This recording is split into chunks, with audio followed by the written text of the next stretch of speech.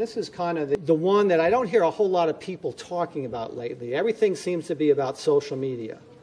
And social media is great, but that doesn't mean that traditional advertising is dead.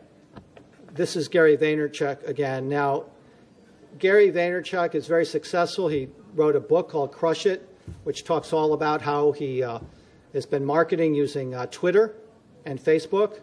Crush It became a #2 best-selling book on the New York Times. Whenever he's introduced, everyone introduces Gary as the guy that took his family wine business from $4 million in sales to $60 million in sales in something like 6 years. Does anyone know how he did that?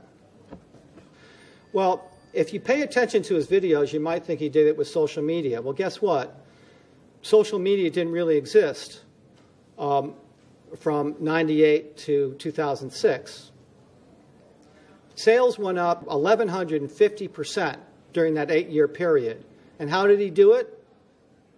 Traditional media, advertising in the New York Times, Wine Spectator, radio, and TV. Does anyone know this guy? Well, the reason why you might know this guy is because they are spending a ton of money. This is what they spent in 2006.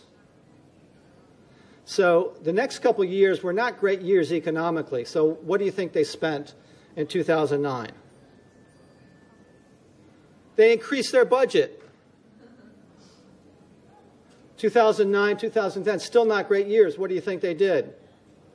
They bumped it up another 21%. So would they be spending all this money on traditional TV if it wasn't working? Well, you could say, well, maybe they have. You don't really know. Well, this is what the chief marketing officer and the CEO of the ad agency had to say, that Geico has quintupled its market share in the past 16 years. That's a pretty big number. So does that mean that traditional marketing is just relegated to people who have $600 million to spend? Well, not necessarily. This is actually a client that I started working with in 1998. They're in Midtown. They're called the Marble Collegiate Church. They had a little bit of a budget by most people's standards, not a very big one. One of the things that we did was some subway posters. And what was great is that despite the fact they're a very traditional, well, I shouldn't say a very traditional church, they're a church. And by most people's standards, churches are fairly traditional. In this case, though, they were a very forward-thinking church. And I wasn't sure they would go with this campaign when I presented it, but they were trying to go after a younger demographic, and they wanted to present themselves as being cool. So these are 3 of the dozen ads that the church ran in the late 90s. And this is one of the ads that's been running for the past several years. How many people have seen this campaign on the subways? Just raise your hand. Okay. What was great about this subway poster is that allowed people who are sitting on the subway, if they weren't necessarily interested in church, to go ahead and realize that this is more than just a church, that they could see a lot of the programs and activities that the church had to offer. So this was actually a very effective ad.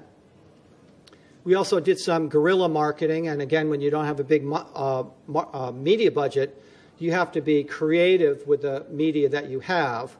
So we did some mobile billboards. We did an airplane banner. That thing on top is an airplane banner that was flying over the Hamptons during Labor Day that said, "Make a friend in a very high place," and then it was followed by the church web address.